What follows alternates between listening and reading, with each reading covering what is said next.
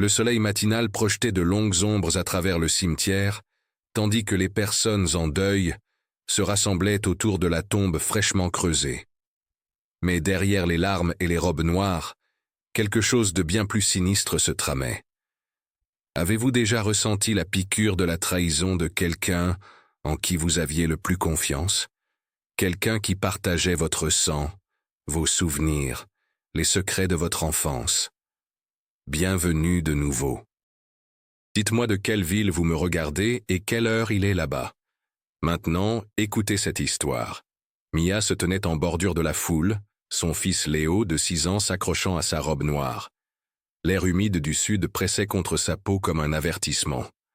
Elle ne le savait pas encore, mais ses funérailles allaient tout changer. Le cercueil de sa grand-mère brillait sous le soleil de Géorgie, et avec lui était enterrée la dernière personne qui l'avait vraiment protégée. De l'autre côté du rassemblement, Claire observait avec des yeux calculateurs, même sang, même famille, mais un cœur fait de glace. La voix de l'avocat trancha l'air humide comme une lame. La lecture du testament allait commencer, et Mia n'avait aucune idée qu'elle s'avançait dans un piège tendu depuis des mois. Mia se souvenait avoir 8 ans, courant pieds nus dans le jardin de sa grand-mère, tandis que Claire arrachait les ailes des papillons. Même alors, les signes étaient là. Mais les enfants ne voient pas le mal dans les visages de famille. Ils voient ce qu'ils veulent voir, l'amour, la protection, la sécurité, comme elle avait tort. La propriété héritée trônait comme un joyau de couronne au cœur de leur petite ville du sud. 3 acres de pacaniers et une maison victorienne qui avait abrité 5 générations de leur famille. Les mots de l'avocat résonnaient encore dans les oreilles de Mia, tandis qu'elle rentrait chez elle ce soir-là, Léo dormant paisiblement sur le siège arrière. À ma petite fille Mia, je lègue la propriété familiale et la somme de 80 000 $, en ayant confiance qu'elle préservera l'héritage de notre famille, avec le même amour et la même dévotion qu'elle a montré en tant que mère. Chaque mot avait été un poignard dans la poitrine parfaitement manucurée de Claire. Cette nuit-là, pendant que Mia bordait Léo dans son lit, Claire était assise dans son appartement de luxe à comploter sa vengeance. Elle avait toujours été la préférée, celle avec le diplôme universitaire, celle avec la carrière réussie dans l'immobilier, celle qui portait des vêtements de créateur aux barbecues familiaux et n'avait jamais de saleté sous les ongles. Mais grand-mère avait choisi la mère célibataire. La femme qui travaillait 2 emplois juste pour garder de la nourriture sur la table. La femme qui conduisait une voiture tenue ensemble par des prières et du ruban adhésif. Le reflet de Claire la fixait depuis le miroir de sa salle de bain, et ce qu'elle voyait lui donnait mal au ventre. Une femme de 35 ans qui avait tout ce qu'elle pensait vouloir, mais rien de ce dont elle avait vraiment besoin. Pas de mari, pas d'enfant. Pas d'amour inconditionnel comme celui que Léo donnait à sa mère chaque jour. Ce reflet murmurait des pensées sombres. Si Mia ne pouvait pas gérer la responsabilité, si elle se révélait inapte, alors sûrement la famille verrait que Claire méritait l'héritage à la place. Le réveil de Mia criait à 5 heures du matin. Le premier travail commençait à 6 heures. Café sur Main Street, où elle servait des lattes à des gens qui gagnaient plus d'argent en une semaine qu'elle en un mois. Mais elle souriait, toujours souriait, parce que Léo regardait et les enfants apprennent plus de ce qu'ils voient que de ce qu'on leur dit. « Maman, pourquoi tu dois travailler autant ?» demanda Léo devant ses céréales ce mardi matin. La question perça son cœur comme à chaque fois. Comment expliquer à un enfant de 6 ans que son père a choisi la drogue plutôt que la famille, que sa mère a tout laissé derrière elle pour le garder en sécurité, que certains sacrifices sont trop lourds pour de petites épaules? Parce qu'on construit quelque chose de beau, bébé, tu vas voir. Mais Mia ne savait pas que Claire construisait déjà quelque chose aussi, une toile de mensonges conçue pour l'attraper comme une araignée attrape une mouche. La première attaque vint déguisée en préoccupation. Claire se présenta au rassemblement familial mensuel, avec des rides d'inquiétude gravées sur son front comme si elle les avait répétées dans le miroir. « Je suis juste inquiète pour Mia », murmura-t-elle à tante Martha devant le thé sucré et le gâteau aux livres. Elle avait l'air si fatiguée aux funérailles, et Léo semblait, je ne sais pas, différent. Les sourcils de tante Martha se levèrent comme des points d'interrogation. Différent comment? Oh, je ne veux rien dire. La famille devrait se serrer les coudes, mais... Claire laissa la phrase flotter dans l'air humide comme de la fumée. As-tu remarqué ses vêtements? Et il semblait si silencieux, pas comme le petit garçon enjoué dont on se souvient. Des graines de doute, plantées avec une précision chirurgicale. Pendant que Claire murmurait du poison aux rassemblements familiaux, Mia passait ses soirées couvertes de peinture et de sciure. La vieille maison avait besoin de travaux. Beaucoup de travaux. Mais chaque planche qu'elle remplaçait, chaque mur qu'elle peignait, ressemblait à une promesse aux générations passées et à l'avenir qu'elle construisait pour Léo. La rénovation de la propriété devint son sanctuaire du soir.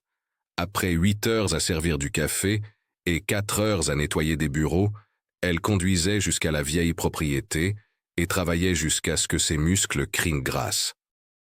Léo jouait dans la cour, chassant les lucioles pendant que sa mère martelait leur avenir. Mais cet avenir allait devenir un champ de bataille. « Madame Henderson, je dois vous parler de votre fille. » La voix de Claire portait une fausse préoccupation, tandis qu'elle appelait le superviseur du second emploi de Mia. « Je suis sa cousine, et je suis inquiète de sa fiabilité dernièrement. » Le mensonge coulait de sa langue comme du miel, doux et lisse et toxique. Elle a manqué des obligations familiales, des importantes, et le petit Léo... Eh bien, je ne devrais probablement rien dire, mais la famille commence à parler. Voyez-vous comment le poison se répand? Une conversation à la fois, une préoccupation murmurée à la fois, jusqu'à ce que toute la communauté soit infectée par le doute. L'horaire de travail de Mia commença à changer sans explication. Les réunions étaient déplacées sans préavis. Les opportunités disparaissaient comme la rosée du matin. Elle l'attribuait à la malchance, ne sachant pas que la chance a souvent un nom et un visage et un plan. Le point de rupture arriva par un jeudi soir orageux de mars. Mia arriva à la propriété pour trouver sa porte d'entrée ouverte, comme une bouche criant le silence dans la tempête. Ses mains tremblèrent tandis qu'elle appelait le nom de Léo. Rien. Le silence pressait contre ses tympans, jusqu'à ce qu'elle pense qu'il pourrait éclater. Le pire cauchemar de toute mère se cristallisa en ce moment comme de la glace se formant sur son cœur. Léo émergea de derrière le vieux chêne, les larmes coulant sur ses joues tachées de terre. « Maman, quelqu'un était dans notre maison. Ils m'ont fait peur, alors je me suis caché. » Cette nuit-là, après que Léo se soit endormi serrant son dinosaure en peluche, Mia prit une décision qui sauverait leurs 2 vies. Elle conduisit au magasin d'électronique et dépensa de l'argent qu'elle n'avait pas pour un système de sécurité. Des caméras cachées qui veilleraient sur eux quand elle ne le pourrait pas. Elle positionna la caméra principale avec soin, l'orientant pour capturer l'entrée principale et la plupart du salon. Si quelqu'un ciblait sa famille, elle l'attraperait. Elle n'avait aucune idée qu'elle tendait un piège à un prédateur qui partageait son sang. Les visites de Claire à la propriété commencèrent assez innocemment. « Je vérifie juste sur toi, cousine. M'assurer que toi et Léo vous installez bien. » Mais les visites innocentes n'arrivent pas à 2 heures du matin quand la cible est au travail. La lumière rouge de la caméra clignotait régulièrement dans l'obscurité, tandis que la silhouette de Claire se déplaçait dans la maison de Mia comme un fantôme fait de malice. Elle touchait les jouets de Léo avec des gants. Déplaçait légèrement les meubles. Ouvrait les tiroirs et les laissait entr'ouverts. Une guerre psychologique conçue pour faire douter Mia de sa propre sanité mentale. Mais Claire fit une erreur cruciale. Elle sous-estima les instincts protecteurs d'une mère. Mia remarquait tout, les cadres photos déplacés, les figurines d'action de Léo dans des positions différentes, le parfum persistant qui n'appartenait à personne de leur famille. « Léo, est-ce que quelqu'un est venu dans la maison pendant que maman était au travail ?» La dame aux cheveux brillants est passée. Elle a dit qu'elle vérifiait sur nous. Mais maman, elle semblait froide, comme quand on a dû mettre grand-mère dans la terre. Les enfants voient la vérité que les adultes ratent. Ils sentent l'énergie que les adultes ont appris à ignorer. L'observation innocente de Léo se révélerait plus précieuse que n'importe quelle preuve qu'un tribunal pourrait fournir. Le printemps s'épanouit à travers la Géorgie comme l'espoir se répandant dans un cœur brisé. Mais pour Mia, chaque belle journée semblait du temps emprunté. Les murs se refermaient, et elle ne savait même pas qui les construisait. La campagne de Claire s'intensifia. Coups de téléphone aux membres de la famille. Conversations décontractées à l'épicerie. Commentaires lâchés à l'église comme des pierres dans l'eau calme, créant des ondulations de doute qui se répandaient dans leur communauté soudée. Je suis juste inquiète pour le petit Léo. Les mères célibataires ont tant de mal, n'est-ce pas? Et Mia a été sous tant de stress depuis que grand-mère est décédée. Parfois les gens font des choix qu'ils ne feraient normalement pas quand ils sont dépassés. La beauté de la stratégie de Claire était sa subtilité. Jamais d'accusation directe. Toujours de la préoccupation, toujours la loyauté familiale, toujours une démentée plausible. Pendant ce temps, Mia se tuait au travail en essayant de prouver qu'elle était digne de la confiance que sa grand-mère avait placée en elle. Le gérant du café commença à commenter sa fatigue. Le superviseur de l'entreprise de nettoyage nota sa distraction. « Ça va, Mia? Tu sembles différente dernièrement. » Comment pouvait-elle expliquer qu'elle se sentait comme une proie traquée par un chasseur invisible? Que sa propre famille lui tournait le dos au rassemblement? Que son fils de 6 ans demandait pourquoi les gens les regardèrent bizarrement à l'église? La première plainte officielle arriva un mardi qui avait commencé comme tous les autres. Mia était jusqu'au coude dans la rénovation de la cuisine quand son téléphone sonna. Le numéro glaça son sang. Georgia Division of Family and Children Services. Mademoiselle Martinez, c'est Suzanne Chen de DFCS. Nous avons reçu des préoccupations concernant le bien-être de votre fils et je dois programmer une visite à domicile. Le téléphone glissa des doigts couverts de peinture de Mia comme s'il était fait de glace. Le bruit qu'il fit en frappant le parquet résonna dans la maison vide comme un coup de feu. Quelqu'un l'avait signalé au service de protection de l'enfance. Mais qui ferait une telle chose? Et pourquoi? La réponse passait en revue sa manucure dans un café du centre-ville, souriant à son reflet dans l'écran de son téléphone. Claire avait fait l'appel depuis un téléphone jetable, utilisant des détails que seul un membre de la famille connaîtrait. « Je suis inquiète pour les habitudes parentales de ma cousine », avait-elle dit au travailleur d'accueil. « L'enfant semble négligé, vêtements sales, changement de comportement. Et elle agit de manière erratique depuis qu'elle a hérité de l'argent. Je pense que le stress pourrait affecter son jugement. » Chaque mot soigneusement choisi. Chaque détail conçu pour construire un dossier qui arracherait Léo des bras de sa mère. Suzanne Chen arriva à la propriété par un après-midi humide, quand l'air était épais comme du coton. Les mains de Mia tremblaient, tandis qu'elle ouvrait la porte. Mais Léo bondit vers l'étrangère avec sa disposition ensoleillée habituelle. « Vous êtes ici pour voir notre maison.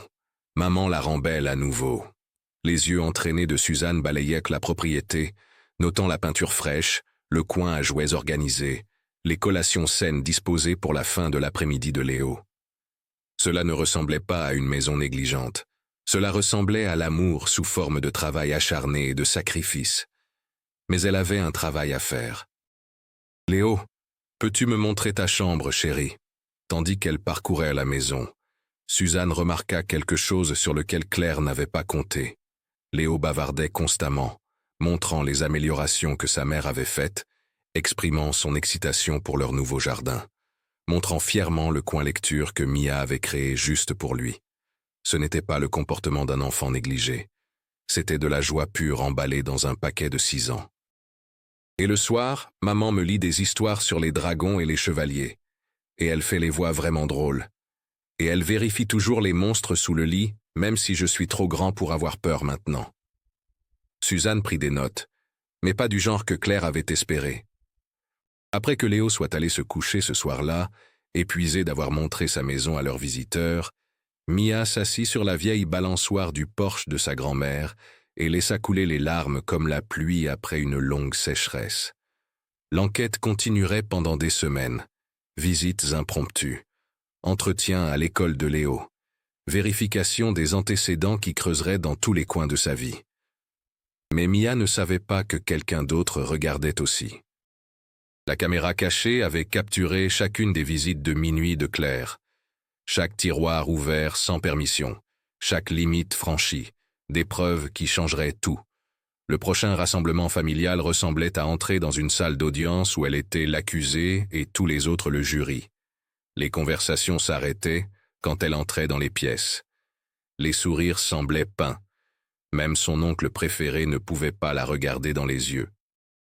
Claire joua son rôle parfaitement. Cousine préoccupée, pacificatrice familiale, la voix de la raison dans une situation difficile. « Nous aimons tous Mia », annonça-t-elle aux parents assemblés. « C'est pourquoi nous devons soutenir ce qui est le mieux pour Léo. Les enfants ont besoin de stabilité. Ils ont besoin de... » Elle marqua une pause dramatique. « Ils ont besoin de savoir que les adultes dans leur vie prennent de bonnes décisions. » Le sous-texte flottait dans l'air comme la fumée d'un feu toxique. Si Mia ne pouvait pas gérer la pression, si les autorités la trouvaient insuffisante, alors peut-être Léo serait mieux ailleurs. Peut-être avec la famille qui pourrait mieux pourvoir. Peut-être avec quelqu'un qui n'avait jamais eu de mal à payer le loyer ou travailler 2 emplois juste pour survivre. Peut-être avec Claire. Mais cette nuit-là, tandis que Mia bordait Léo dans son lit, il murmura quelque chose qui changea la trajectoire de toute leur histoire. « Maman, pourquoi la dame aux cheveux brillants vient ici quand tu n'es pas à la maison ?» Le temps s'arrêta. La terre retint son souffle. « Quelle dame, bébé !»« La dame froide. Elle entre et touche nos affaires, mais elle me dit que c'est notre secret. Je n'aime pas les secrets qui font mal au ventre. » Toute mère connaît ce moment où la sécurité de son enfant devient la seule chose qui compte dans tout l'univers. Quand les instincts protecteurs l'emportent sur toute autre considération. Quand la maman ours se réveille et découvre qu'elle a des griffes. Les mains de Mia bougèrent avec une précision chirurgicale vers son ordinateur portable. Les fichiers de surveillance brillaient sur l'écran comme des pistons fumants chargés de vérité. Il y avait Claire. Entrant sans permission pendant que Mia travaillait à son second emploi, se déplaçant dans leur maison comme si elle lui appartenait, touchant les affaires de Léo, ouvrant les placards, créant le désordre qui avait fait douter Mia de sa propre mémoire. Et il y avait la preuve de quelque chose d'encore pire, Claire parlant à Léo hors caméra.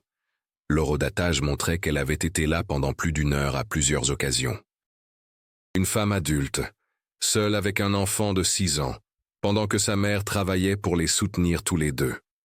Savez-vous ce que cela fait de découvrir que quelqu'un en qui vous aviez confiance a traqué votre famille? De réaliser que les liens du sang ne garantissent pas la protection, seulement l'accès? Les mains de Mia tremblaient, tandis qu'elle copiait les fichiers sur un disque sécurisé. Des preuves qui pourraient détruire le récit soigneusement construit de Claire. La preuve qui révélerait qui mettait vraiment Léo en danger. Mais les utiliser signifierait admettre qu'elle avait enregistré des membres de la famille sans consentement. Cela signifierait trahir le code sudiste de garder les affaires de famille dans les murs familiaux. Cela signifierait choisir la sécurité de son fils plutôt que la loyauté familiale. Pour toute vraie mère, ce n'est pas un choix du tout. Le lendemain matin amena Carlos dans leur histoire comme le soleil perçant les nuages d'orage.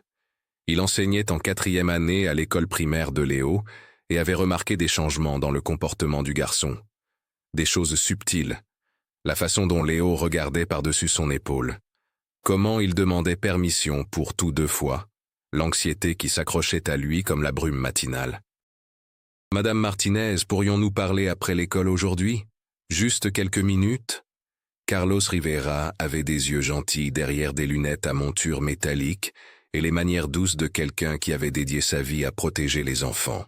Sa propre enfance avait été marquée par le chaos et l'incertitude, le poussant vers une carrière où il pouvait fournir la stabilité aux bébés d'autres personnes. « Léo est un enfant intelligent », dit-il tandis qu'il s'asseyait dans sa salle de classe vide entourée d'affiches colorées sur la gentillesse et le courage. Mais il pose des questions sur ce qui arrive quand les parents ne peuvent plus prendre soin de leurs enfants, sur si les enseignants sont obligés de signaler les choses qu'ils remarquent.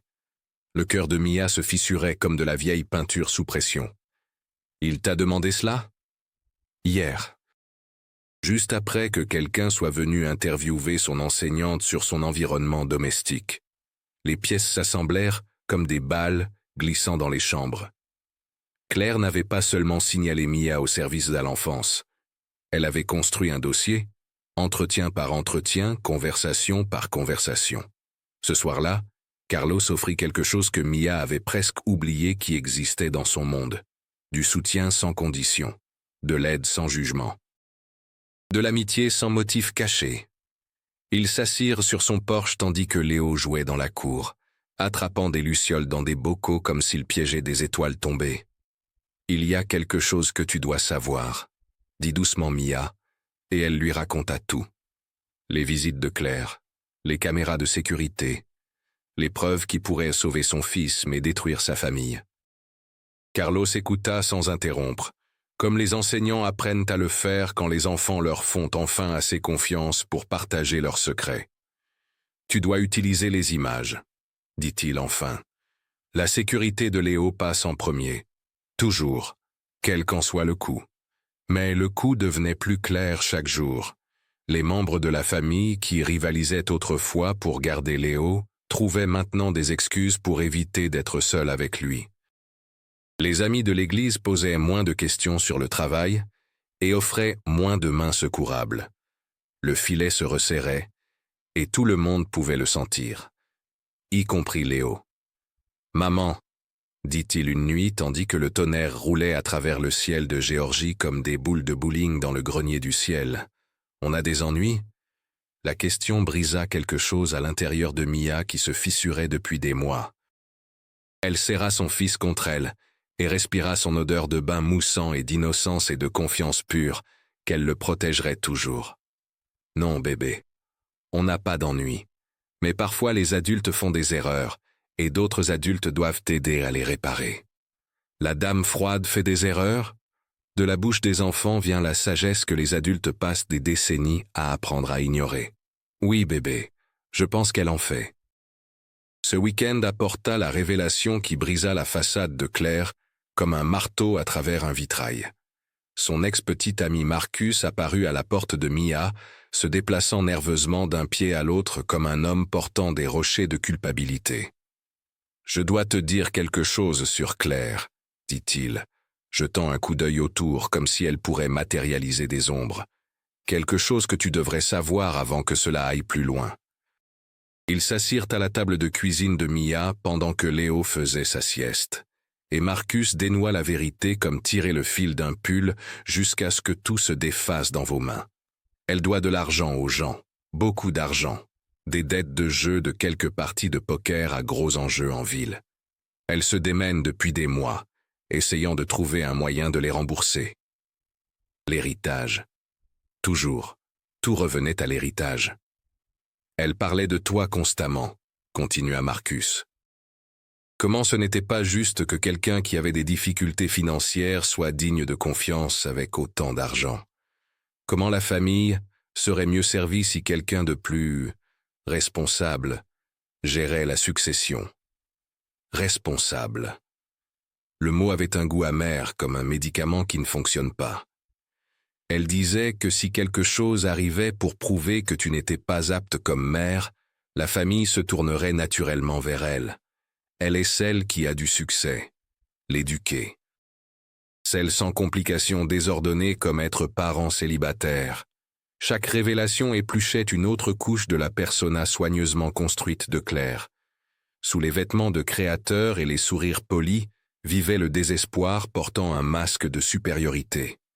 Cette nuit-là, Mia fit des copies des images de surveillance et les enferma dans un coffre-fort. Les preuves qui pourraient sauver son fils seraient protégées comme la chose précieuse qu'elles étaient. Mais elle espérait ne jamais avoir à les utiliser. L'espoir est une chose dangereuse quand on a affaire à quelqu'un qui a déjà décidé que votre destruction vaut leur salut. L'audience formelle arriva comme une tempête qu'on voit venir, mais qu'on ne peut éviter. Susan Chen s'assit en face de Mia dans une salle de conférence stérile, tandis que les avocats brassaient des papiers et Léo jouait avec des blocs dans un coin, inconscient que tout son avenir était décidé par des étrangers. « Nous avons terminé notre enquête, » dit Suzanne, sa voix soigneusement neutre. « Il y a quelques préoccupations qui ont été portées à notre attention. Les mains de Mia agrippèrent sa chaise, jusqu'à ce que ses jointures deviennent blanches. C'était ça.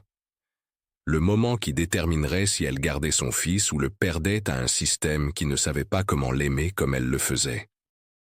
Cependant, continua Suzanne, et le cœur de Mia recommença à battre, nos observations ne soutiennent pas les allégations qui ont été faites. Léo semble être un enfant sain, heureux, bien soigné dans un environnement domestique stable. Le soulagement frappa comme une vague, mais Suzanne n'avait pas fini.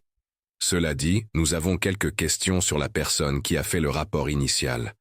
Certaines incohérences dans leurs déclarations qui nous préoccupent. Si cette histoire vous touche, n'oubliez pas d'aimer et de vous abonner, car votre soutien nous permet de continuer à partager des histoires comme celle-ci. Le monde de Claire commença à s'effondrer comme une maison construite sur le sable quand la marée monte. Les membres de la famille qui avaient été influencés par ces préoccupations murmurées commencèrent à poser des questions plus difficiles. Pourquoi était-elle si intéressée par les détails de la parentalité de Mia?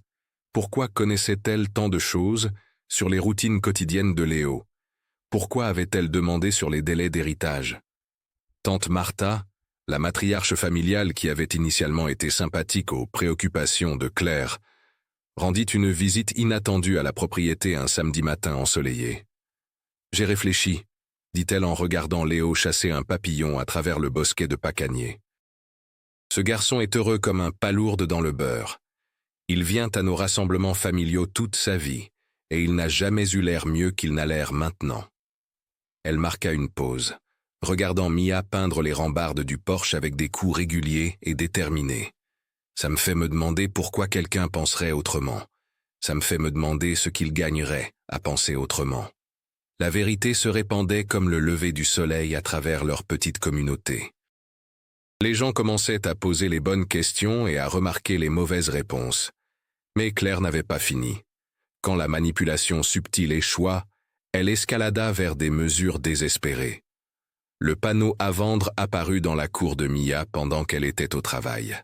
Un agent immobilier que Claire avait soudoyé avec des promesses de commission facile sur une vente forcée. « Je représente les intérêts de la famille », dit Claire à l'agent avec son sourire pratiqué. « Ma cousine est dépassée et a besoin d'aide pour prendre des décisions difficiles. La vente de la propriété lui donnera l'argent liquide dont elle a besoin pour mieux pourvoir à son fils. » Mais l'agent sous-estima les réseaux de petites villes. En quelques heures, la nouvelle de l'inscription non autorisée atteignit tante Martha, qui conduisit avec le feu dans les yeux, et le patriarche de la famille oncle Joe à ses côtés. Ils trouvèrent Claire dirigeant une équipe de mise en scène pour réarranger les meubles de Mia pour un meilleur attrait d'acheteur. « Qu'est-ce que tu penses faire au nom de Sam Hill ?» La voix d'oncle Joe pouvait arrêter la circulation et le fit ce jour-là. Les voitures ralentirent sur la route principale pour regarder le drame se dérouler sur la propriété Martinez. La composure de Claire se fissura comme du vieux plâtre. « J'aide la famille à prendre des décisions financières intelligentes. » Mia est clairement dépassée, et Léo mérite mieux que cette incertitude. Léo mérite sa maman, dit tante Martha avec de l'acier dans la voix, et sa maman mérite une famille qui la soutient, au lieu de la saboter. La confrontation escalada jusqu'à ce que les voisins émergent des maisons pour témoigner du masque de Claire, glissé complètement. La cousine préoccupée disparut, remplacée par quelqu'un de désespéré et vicieux et prêt à détruire le monde d'un enfant pour obtenir ce qu'elle voulait. Elle ne mérite rien de tout cela. La voix de Claire porta à travers la propriété comme le vent à travers le verre brisé. Je suis celle avec l'éducation. Je suis celle avec la carrière réussie. Je suis celle qui n'a pas d'enfant illégitime traînant la réputation familiale. Les mots flottèrent dans l'air humide comme la fumée d'un feu toxique. Léo les entendit de l'intérieur de la maison où il était censé être en sécurité des disputes d'adultes. Le petit garçon qui aimait les dragons et les lucioles et les voix de l'heure du coucher de sa maman entendit quelqu'un l'appeler « illégitime ». Entendit quelqu'un suggérer que son existence était un fardeau. Cette nuit-là, il ne put pas dormir. « Maman, qu'est-ce que légitime veut dire? Certaines questions brisent votre cœur avant même que vous puissiez commencer à y répondre. » Mia serra son fils contre elle et murmura des vérités dans ses cheveux. Ça veut dire réel, valide, important. Et bébé, tu es la chose la plus légitime de tout mon monde. Mais le mal était fait. Le désespoir de Claire avait révélé ses vrais sentiments, et la famille voyait enfin ce que Mia avait ressenti pendant des mois. Le prédateur parmi eux n'était pas la mère célibataire qui luttait. C'était la femme qui souriait en planifiant la destruction. La confrontation finale eut lieu au prochain rassemblement familial, tenu à la ferme tentaculaire d'Oncle Joe, où 5 générations de leur lignée avaient célébré les joies et affronté les chagrins ensemble. Claire arriva élégamment en retard, comme toujours, s'attendant probablement à l'habituelle réception polie malgré l'incident de propriété. Au lieu de cela, elle entra dans une pièce pleine de parents qui avaient comparé les notes et connecté les points. « Nous devons parler », dit Oncle Joe sans préambule. « À propos de Mia, à propos de Léo, à propos de certaines préoccupations qui sont venues à notre attention. » Claire redressa ses épaules et se prépara à lancer son discours pratiqué sur la responsabilité familiale et les décisions difficiles. Mais Oncle Joe leva une main usée qui avait travaillé cette terre pendant 70 ans. « Préoccupation sur ton comportement, Claire, sur ce que tu as fait en prétendant aider. » Les images de surveillance jouèrent sur la télévision grand écran d'Oncle Joe comme un film que personne ne voulait regarder, mais ne pouvait détourner les yeux. Claire entrant dans la maison de Mia sans permission, se déplaçant dans les pièces comme si elle les possédait, restant beaucoup plus longtemps qu'aucune vérification décontractée ne l'exigerait. Et là, capturé en pixels et horodatage, était Léo. Un enfant de 6 ans seul avec une femme qui était censée le protéger, pas l'utiliser comme un pion dans son jeu destructeur. La pièce devint silencieuse comme un cimetière à minuit. Le visage de Claire cycla à travers les expressions comme une machine à sous-casser. Surprise, colère, peur, calcul, et finalement, défi désespéré. « Vous ne comprenez pas, » dit-elle, sa voix montant comme de la vapeur sous pression. « Je protégeais Léo. Mia est instable. Elle travaille trop. Elle ne peut pas fournir le genre de vie qu'il mérite. »« Et tu peux ?» La question de tante Martha trancha la tension comme une lame à travers la soie. « J'ai de l'argent. J'ai la stabilité. Je n'ai pas besoin de travailler 2 emplois juste pour garder les lumières allumées. Mais as-tu l'amour ?»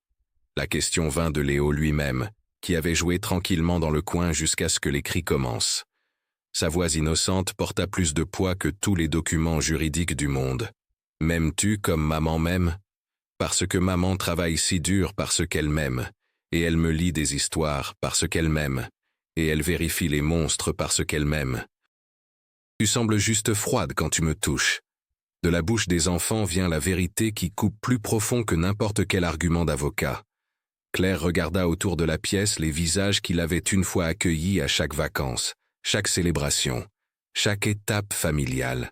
Maintenant, ils reflétèrent la déception et le dégoût, et le genre de retrait qui arrive quand la confiance meurt. « Bien, » dit-elle, rassemblant son sac à main avec des mains tremblantes. « Gardez votre précieuse propriété. Gardez votre petite famille parfaite, mais ne venez pas me pleurer quand la réalité frappe et vous réalisez que l'argent ne dure pas pour toujours. » Elle sortit de la maison d'Oncle Joe, et, effectivement, de leur famille pour toujours. Mais ces mots de départ se révélèrent prophétiques de façon qu'elle ne pouvait pas avoir imaginé.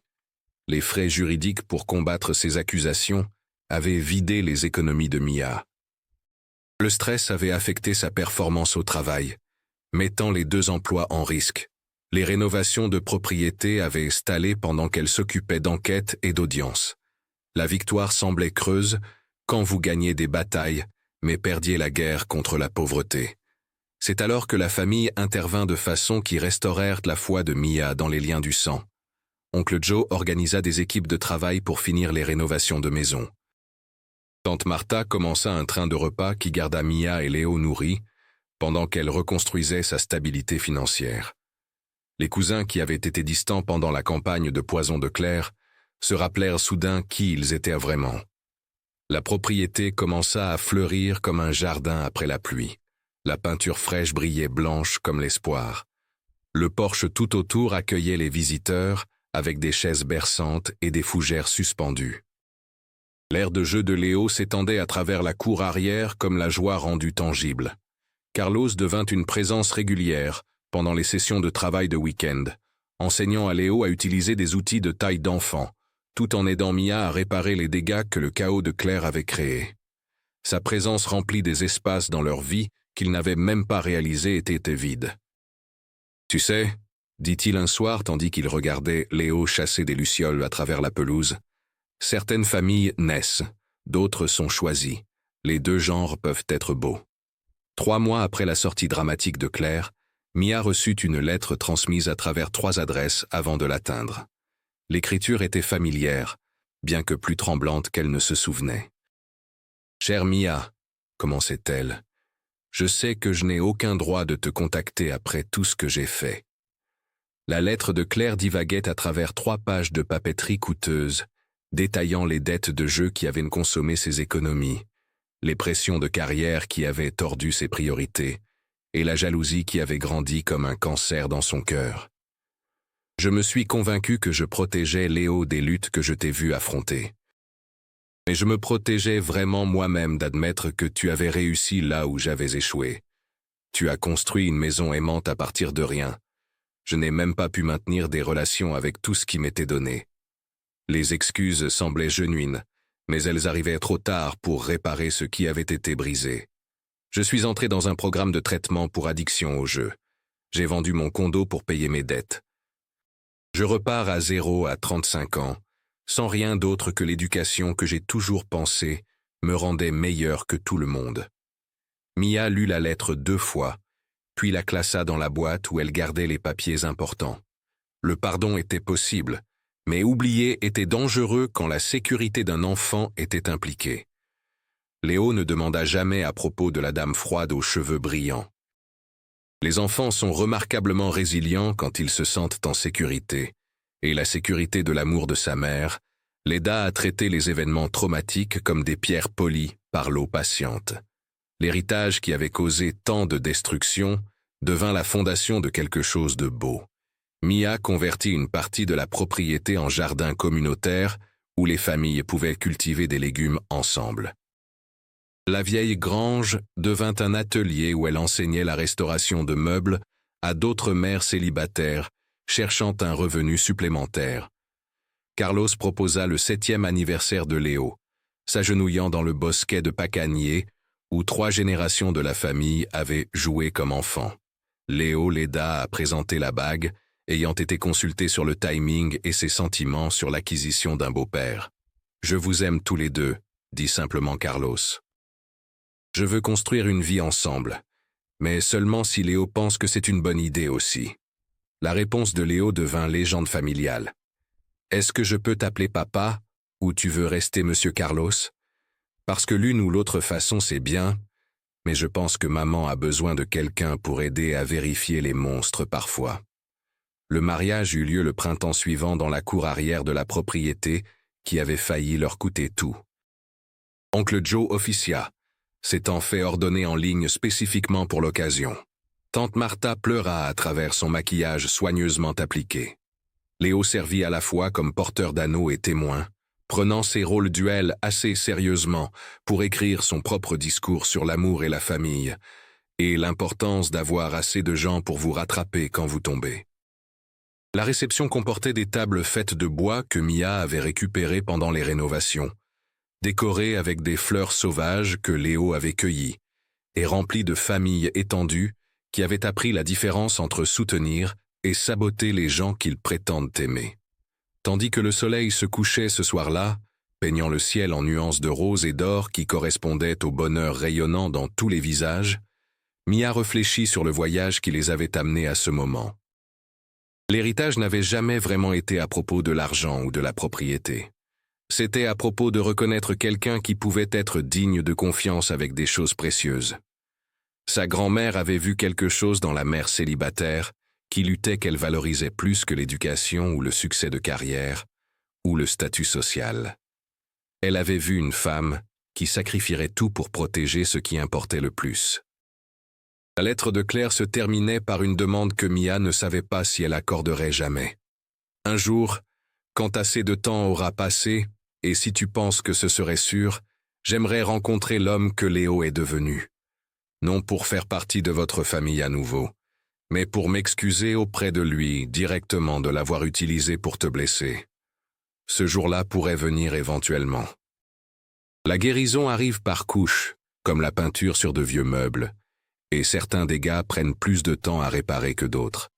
Mais le pardon ne requiert pas la confiance, et Mia avait appris la différence entre les deux à travers l'expérience qui avait coûté plus que l'argent ne pouvait mesurer. Léo grandit fort et confiant, ne doutant jamais de sa place dans le monde parce que sa mère s'était battue si durement pour la sécuriser. Il excellait à l'école, en partie grâce à l'influence d'enseignement de Carlos, mais surtout parce que les enfants prospèrent quand ils se sentent genuinement voulus et protégés. La propriété devint un lieu de rassemblement pour la famille étendue, accueillant des fêtes d'anniversaire et des célébrations de vacances, et des dîners ordinaires du dimanche qui semblaient extraordinaires parce que tous les présents avaient choisi d'être là. Aucune obligation, aucune manipulation. Juste l'amour existant sous sa forme la plus pure. Des années plus tard, quand Léo eut 12 ans et était assez âgé pour comprendre des vérités plus complexes, Mia lui raconta toute l'histoire de ce qui s'était passé quand il avait 6 ans. Comment quelqu'un dans leur famille avait essayé de les séparer. Comment elle s'était battue pour les garder ensemble. Comment toute la communauté s'était ralliée pour protéger ce qui importait. Pourquoi elle a fait ça, maman? Parfois, les gens font de mauvais choix quand ils ont peur ou sont blessés. Ça n'excuse pas ce qu'ils font, mais ça nous aide à comprendre comment nous protéger de situations similaires. Tu as encore peur parfois? Chaque parent a peur parfois, bébé. Mais la peur devient sagesse quand tu l'utilises pour faire de meilleurs choix. Léo hocha la tête avec la gravité de quelqu'un bien plus âgé que ses années. Je suis content que tu aies fait de bons choix. Moi aussi, fils. Moi aussi. Les caméras de sécurité surveillent encore la propriété, bien qu'elles capturent surtout des moments banals maintenant. Léo pratiquant des tours de skateboard. Carlos corrigeant des copies sur le porche. Mia lisant dans le jardin qu'elle créa à partir de rien d'autre que vision et détermination. Parfois la voiture de Claire passe lentement sur la route principale, comme si elle vérifiait pour voir comment l'histoire finit sans elle. Les voisins rapportent la voir occasionnellement, habituellement paraissant mince et fatiguée mais sobre. La récupération est un processus long, et certaines batailles sont combattues un jour à la fois pour le reste de la vie de quelqu'un. Mia ne sait pas si elle se sentira jamais prête à affronter Claire à nouveau. Les blessures guérirent, mais les cicatrices restent comme rappel de comme la confiance peut se briser rapidement et avec quelle attention elle doit être reconstruite. La sécurité de Léo passera toujours en premier, avant la loyauté familiale, ou les attentes sociales, ou la pression de pardonner et oublier. Mais elle espère que Claire trouve la paix d'une manière ou d'une autre. Non pour le bien de Claire, mais parce que porter la colère c'est comme porter du poison. Et Mia a des choses plus importantes à tenir dans son cœur maintenant. L'héritage se transforma d'un fardeau en bénédiction, exactement comme la grand-mère de Mia l'avait voulu. 3 générations d'histoire familiale s'abritèrent sous un toit à nouveau.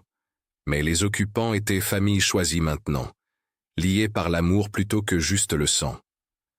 Lors des soirées tranquilles, quand Carlos corrige des copies à la table de cuisine et Léo pratique le violon dans le salon, et Mia s'occupe de son jardin dans la lumière déclinante, elle pense parfois à la femme qui a failli détruire tout ce qu'ils ont construit. Il y a de la tristesse dans l'histoire, mais pas de regret.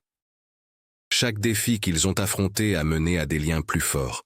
Chaque menace qu'ils ont survécue ensemble a prouvé que leur amour pouvait résister à n'importe quoi. La plus grande erreur de Claire fut de sous-estimer le pouvoir de l'amour d'une mère et de surestimer la valeur de tout le reste. La propriété tient encore comme témoignage de ce qui est possible quand les gens choisissent de construire au lieu de détruire. Les Pacaniers, qui ont témoigné 5 générations de lutte familiale, ombragent maintenant de nouvelles générations d'enfants, jouant des jeux que leurs grands-parents ont inventés. La vieille maison abrite des rêves qui ont commencé avec rien d'autre qu'espoir et détermination. Et dans le jardin où Mia s'apprit à cultiver de belles choses à partir de petites graines plantées dans la bonne terre, les visiteurs commentent souvent comme tout semble paisible. « Quel est votre secret ?» demande-t-il, admirant les légumes abondants et les herbes fleuries qui semblent prospérer malgré le temps imprévisible de Géorgie. La réponse de Mia est toujours la même. Aimez-les assez pour les garder en sécurité, mais pas tant que vous oubliez qu'ils ont besoin d'espace pour grandir. C'est un conseil qui s'applique à plus que les plantes.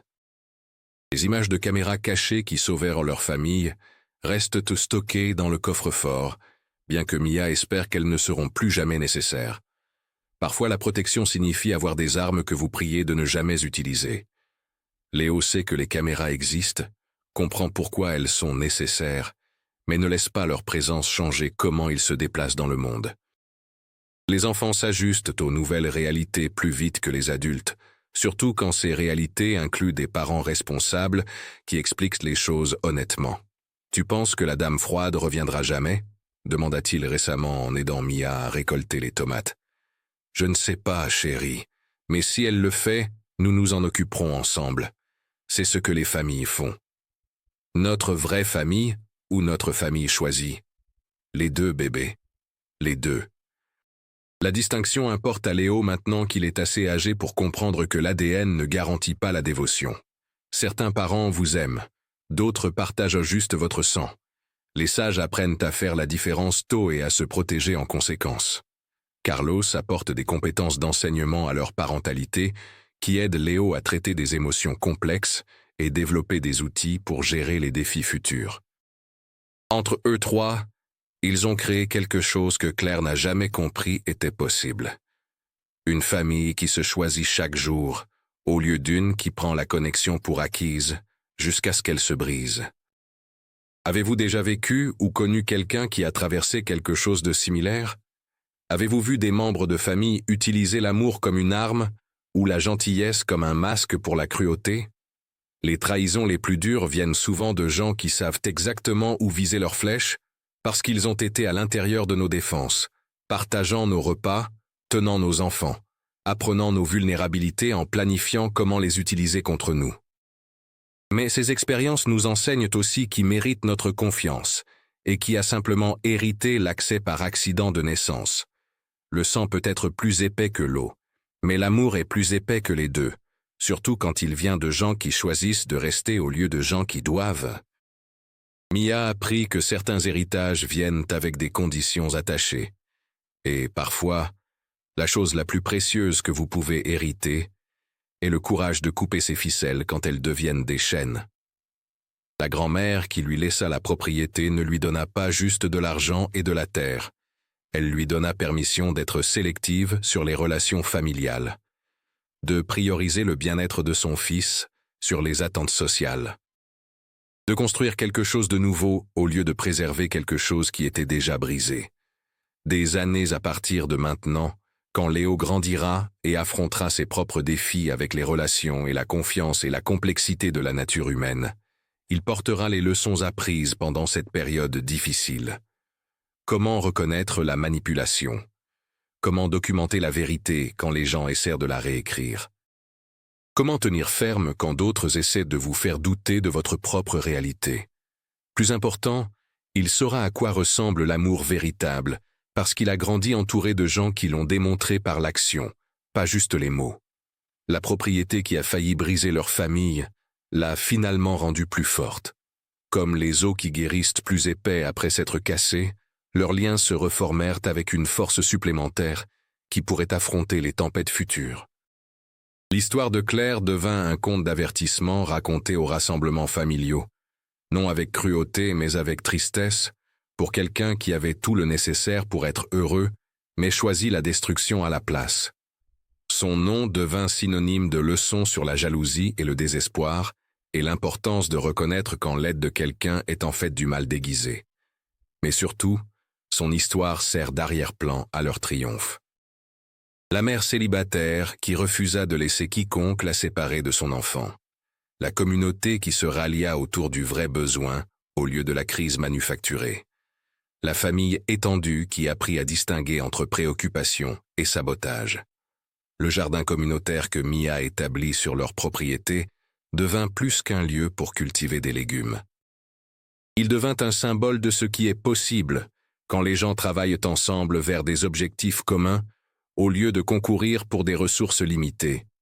Les familles qui auraient pu ne jamais parler commencèrent à partager des outils et des connaissances et de l'amitié sur des rangées de tomates et de haricots verts. Pendant la saison de récolte, la vieille maison victorienne se remplit des rires d'enfants d'une douzaine de familles différentes, jouant les mêmes jeux que Léo jouait une fois seul, tandis que sa mère travaillait plusieurs emplois pour les maintenir à flot. Le son résonne à travers des pièces qui tenaient une fois des secrets et du silence, transformant l'espace en quelque chose de magique. L'atelier dans la grange convertie attire des femmes de 3 comtés qui viennent apprendre la restauration de meubles en partageant des histoires de leurs propres luttes et victoires. Mia leur enseigne à voir le potentiel dans des pièces que d'autres pourraient rejeter, à poncer les dégâts jusqu'à ce que de beaux grains de bois émergent, à appliquer des revêtements protecteurs qui aideront leur travail à résister à n'importe quel temps qui vient. Les métaphores ne sont perdues sur personne qui assiste à ces sessions. Parfois, les plus belles pièces sont celles qui ont survécu aux pires dégâts, dit Mia à ses étudiantes, tandis qu'elle travaille sur une table que quelqu'un a sauvée d'une inondation. Les cicatrices deviennent partie du caractère, si vous savez comment travailler avec elles au lieu de contre elles. Carlos développe un programme après l'école, qui utilise la propriété comme salle de classe extérieure, enseignant aux enfants sur le jardinage durable et les compétences de base de menuiserie, tout en fournissant des espaces sûrs pour les enfants, dont les familles luttent avec divers défis. Léo sert comme mentor par les pairs, gravitant naturellement vers les enfants plus jeunes qui lui rappellent lui-même à cet âge. Le programme devient si réussi que le système éducatif du comté l'adopte comme modèle pour d'autres communautés rurales. Soudain, la propriété que Claire avait une fois essayé de forcer en vente devient une destination pour les éducateurs et travailleurs sociaux de tout l'État, tous voulant comprendre comment une mère célibataire en lutte créa quelque chose de si impactant. Mais la transformation la plus significative arrive pendant les moments tranquilles. Quand Mia s'assoit sur le porche avec le café du matin et regarde Carlos enseigner à Léo à changer l'huile dans leur camion. Quand elle trouve des lettres d'amour de familles reconnaissantes coincées entre les plants de tomates dans le jardin. Quand elle réalise que l'héritage n'était pas juste l'argent et la propriété, mais l'opportunité de construire quelque chose qui durerait au-delà de sa propre vie. La vieille maison victorienne tient 5 générations de souvenirs maintenant au lieu de 4. Les matins de Noël comportent Léo enseignant aux cousins les cachettes que sa grand-mère lui avait une fois montrées. Les soirées d'été amènent la famille étendue à partager des repas sur des tables faites de bois récupérées pendant les rénovations. Halloween transforme la propriété en un pays des merveilles hantées qui attire les trick-or-treaters des villes voisines. Le rythme de leur vie s'installe dans des motifs qui semblent à la fois familiers et miraculeux. Ramassage scolaire et aide aux devoirs et préparation du dîner et histoire du coucher. Carlos corrigeant des copies, tandis que Mia équilibre les budgets du jardin communautaire. Léo pratiquant le violon tout en explorant des intérêts qui vont de l'astronomie à la biologie marine à la justice sociale. Vie de famille normale, mais précieuse parce qu'ils se sont battus pour elle. Le système de sécurité surveille encore leur propriété, bien que les alertes impliquent maintenant surtout des ratons laveurs enquêtant sur les bacs de compost ou des livreurs luttant pour trouver des adresses. Les caméras ont capturé des milliers d'heures de moments ordinaires, célébrations d'anniversaires et sessions de devoirs, et conversations tranquilles sur la balançoire du porche. Preuve d'une vie bien vécue, au lieu de menaces neutralisées. Parfois, quand la lune est pleine et les pacaniers projettent des ombres argentées à travers la cour, Mia marche les limites de la propriété et se souvient de la nuit où elle amena Léo ici pour la première fois, comme elle se sentait dépassée, comme l'avenir semblait impossible, comme ils ont failli tout perdre. Elle touche l'écorce des arbres qui ont témoigné l'enfance de sa grand-mère et abrite maintenant les années grandissantes de son fils. Continuité à travers les générations, racines courant plus profond que les luttes individuelles. Le jardin produit plus de légumes que leur famille ne peut consommer, Donc le surplus coule vers les banques alimentaires et les cuisines communautaires, et les voisins vivant des difficultés temporaires. L'abondance ressent comme la justice, considérant combien de nuits Mia était une fois allée se coucher affamée pour que Léo puisse avoir assez à manger. L'année de 8e de Léo apporte de nouveaux défis, tandis qu'ils commencent à comprendre le monde au-delà de leur communauté protégée. Les histoires d'actualité sur la séparation familiale et l'inégalité économique l'affectent profondément, parce qu'il se souvient quand ces menaces semblaient personnelles et immédiates. Est-ce injuste qu'on ait tant quand d'autres familles n'ont pas ? Demande-t-il un soir, en aidant Mia à mettre en conserve les tomates de leur dernière récolte. La question révèle une sagesse au-delà de ces années, et des valeurs qui n'ont pas été tant enseignées qu'absorbées par observation et expérience. C'est exactement pourquoi on partage ce qu'on peut, explique Mia, scellant un autre bocal avec le pop satisfaisant qui signifie que la préservation fut réussie. Ton confort ne requiert pas la souffrance d'autres gens, mais il crée la responsabilité d'aider quand possible. L'atelier de durabilité qu'elle organise mensuellement attire des participants de tout le Sud-Est, des gens voulant apprendre comment une famille transforma la lutte en abondance par planification attentive et soutien communautaire. La liste d'attente s'étend des mois à l'avance parce que les recommandations de bouche à oreille portent plus de poids que n'importe quelle publicité ne pourrait fournir. Pendant ces sessions, Mia partage des compétences pratiques aux côtés d'insights philosophiques gagnés par expérience qui testa chaque supposition qu'elle avait tenue sur la famille et la loyauté et la survie. Les participants partent avec la connaissance sur le jardinage biologique et la restauration de meubles, mais aussi avec une foi renouvelée en leur propre résilience. La conversion de la vieille grange devient un lieu pour mariages et célébrations d'anniversaire et autres événements étapes, apportant un revenu supplémentaire tout en maintenant le statut de la propriété comme un lieu où les familles deviennent plus fortes. Les frais de location soutiennent des programmes de bourse pour mères célibataires, poursuivant l'éducation ou la formation, qui amélioreront leurs perspectives d'emploi. Les dettes de jeu de Claire, qui avaient motivé ses choix destructeurs, deviennent catalyseurs pour des programmes qui aident d'autres familles à reconnaître la crise financière avant qu'elle détruise les relations. Les orateurs invités pendant les événements communautaires incluent des conseillers de dette et des spécialistes de récupération d'addiction qui comprennent comment le désespoir peut tordre l'amour en manipulation. L'ironie n'est perdue sur personne qui connaît leur histoire complète. L'intérêt de Léo pour la justice sociale se développe en travail bénévole avec des organisations qui soutiennent les enfants placés et les programmes de réunification familiale. Son expérience d'enfance de presque être séparé de sa mère façonne sa dédicace à s'assurer que d'autres enfants n'affrontent pas des menaces similaires inutilement. À 15 ans, il témoigne devant la législature de l'État sur les réformes nécessaires dans les protocoles de protection de l'enfant, plaidant pour un meilleur entraînement pour les enquêteurs et plus de soutien pour les familles affrontant des défis économiques. Son témoignage mène à des changements de politique qui affectent des milliers de familles à travers la Géorgie.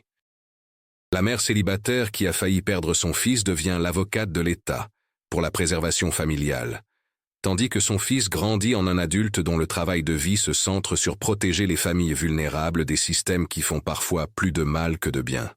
Carlos publie des recherches sur les résultats éducationnels pour les enfants des ménages monoparentaux, utilisant des données anonymes de ces années enseignant Léo et des étudiants similaires.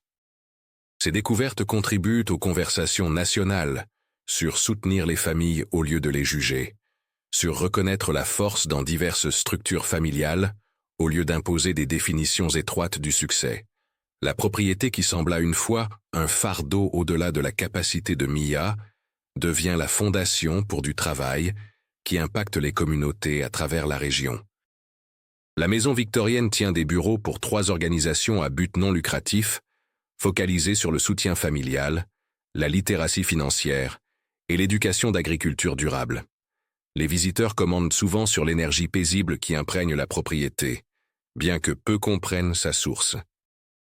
La paix vient de l'alignement entre valeurs et actions, du travail qui sert des buts plus larges que le bénéfice personnel, des choix quotidiens qui honorent les luttes qui les ont amenés à cet endroit. Les caméras de sécurité capturent des moments qui sembleraient peu remarquables aux étrangers, mais se sentent miraculeux aux membres de famille qui se souviennent quand la sécurité ne pouvait pas être assumée. Léo travaillant sur les devoirs, tandis que Mia prépare le dîner. Carlos nourrissant des poules, qu'ils ajoutèrent à leur petite opération de ferme. Les voisins s'arrêtant pour partager le surplus du jardin ou demander conseil sur les défis qu'ils affrontent. La communauté sous sa forme la plus essentielle. L'histoire se répand au-delà de leur région immédiate par articles et entretiens et engagements d'orateurs, inspirant des projets similaires dans d'autres communautés rurales où les familles luttent avec la pauvreté et l'opportunité limitée. Le modèle qu'ils développèrent devient modèle pour des programmes populaires qui renforcent les communautés de l'intérieur au lieu de dépendre de l'intervention extérieure. Mais l'audience la plus importante consiste en un garçon adolescent qui apprit par expérience directe que l'amour requiert à la fois tendresse et force, à la fois vulnérabilité et protection féroce de ce qui importe le plus. Les essais d'application universitaire de Léo se focalisent sur la résilience familiale et la construction communautaire plutôt que sur l'achievement individuel, reflétant des valeurs absorbées par des années à regarder sa mère transformer le défi en opportunité, tandis que Carlos lui enseignait que l'enseignement lui-même est une forme d'amour en action. L'adolescent qui se cachait une fois derrière les arbres quand les étrangers envahissaient sa maison devient un jeune homme qui ouvre les portes pour les gens cherchant abri de leur propre tempête. La transformation de la propriété de héritage presque perdue à centre de ressources communautaires démontre ce qui est possible quand les gens choisissent la coopération sur la compétition, quand ils voient le défi comme opportunité pour croissance plutôt que preuve d'échec, quand ils se souviennent que le succès individuel ne signifie rien si la communauté lutte. Les lettres de Claire arrivent annuellement maintenant, habituellement autour de l'anniversaire de Léo, les mettant à jour sur son progrès de récupération et exprimant le remords continué pour les choix qui ont failli détruire la famille qu'elle prétendait protéger. Les excuses semblent genuines, mais la confiance requiert la consistance dans le temps, et certains ponts prennent des décennies à reconstruire s'ils peuvent être reconstruits du tout. Mia répond avec des notes brèves reconnaissant la réception, offrant des souhaits généraux de bien, mais maintenant les limites nécessaires pour protéger la paix qu'ils ont construite des décombres que Claire a laissés derrière. Le pardon ne requiert pas la relation reprise, et la sagesse signifie parfois accepter que certains chapitres doivent rester fermés pour le bien-être de tous. Le jardin communautaire produit sa récolte la plus abondante encore pendant l'année senior de Léo au lycée, comme si la Terre elle-même célèbre l'approche de la culmination de leur long voyage de survie à stabilité à service. Les familles qui commencèrent à assister aux ateliers comme participants servent maintenant comme mentors pour les nouveaux participants, créant des cycles de soutien qui se soutiennent eux-mêmes. Le fonds de bourse établi avec le revenu de location des événements de grange atteint le point où il peut soutenir plusieurs étudiants annuellement, créant des voies hors de la pauvreté pour les jeunes, dont les familles affrontent des défis similaires à ce que Mia naviguait une fois seule. Léo reçoit des offres de bourse d'université à travers le pays, mais choisit une école d'État assez proche pour permettre des visites régulières à la maison, tout en poursuivant des diplômes en travail social et politique publique. Ces entretiens d'admission révèlent quelqu'un dont les expériences de vie ont créé une sagesse typiquement gagnée par des décennies plutôt que 18 ans. Le départ pour l'université se sent différent des séparations qu'ils ont affrontées pendant les années de crise, parce que cette distance sert la croissance plutôt que la survie, l'expansion plutôt que la protection. Léo part en sachant que sa fondation reste solide, son système de soutien perdure, sa maison attend quand il a besoin de sanctuaire des défis de devenir adulte dans un monde complexe. La phase nid vide permet à Mia et Carlos de focaliser l'énergie sur expansion des programmes qu'ils ont développés, atteignant les familles dans les comtés voisins qui affrontent des luttes similaires avec moins de ressources disponibles.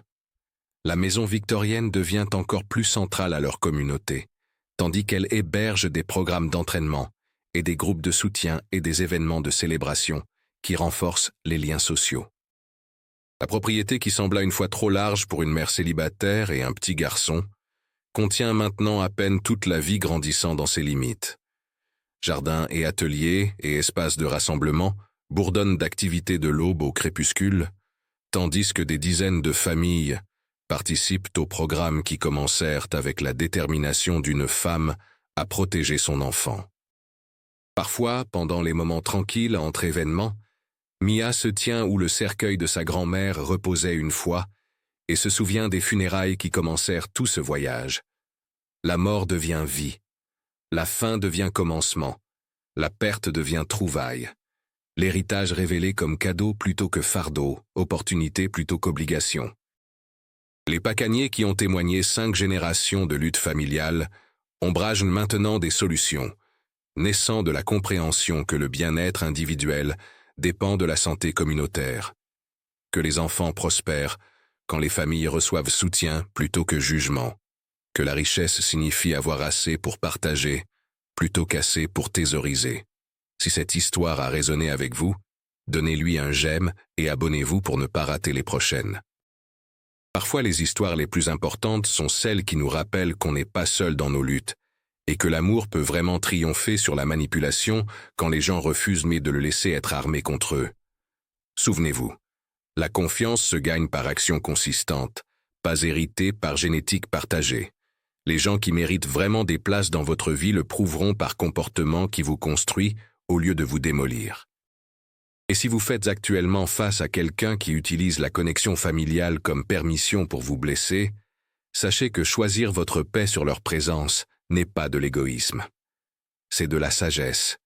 Votre histoire importe. La sécurité de votre famille importe.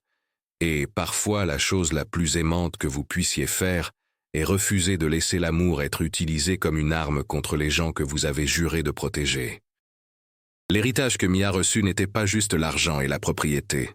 C'était permission de redéfinir la famille, selon ses propres termes, de construire la communauté autour des valeurs partagées plutôt que du sang partagé, de créer l'abondance par coopération au lieu de rareté par compétition.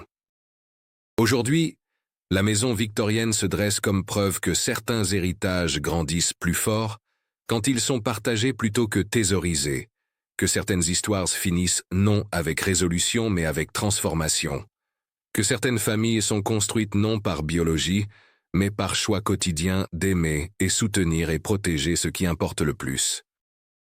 Et dans le jardin où Mia a appris à cultiver des belles choses de petites graines plantées dans la bonne terre, de nouvelles familles continuent à arriver chaque saison, cherchant leur propre chemin de lutte à stabilité, leur propre transformation de victime à vainqueur, leur propre découverte que l'héritage n'est pas ce que vous recevez, mais ce que vous créez pour les générations encore à venir.